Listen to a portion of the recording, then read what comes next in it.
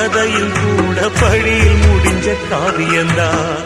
இருப்பதும் இறப்பதும் அந்த இயற்கையோட கையில, இருப்பதும் இறப்பதும் அந்த இயற்கையோட கையில. நான் மறைஞ்ச பின்னும் நிலைப்பது என் உயிர் எழுதும் கதையில. சந்திரனே சூரியனே நட்சத்திர நாயகனே, சந்திரனே சூரியனே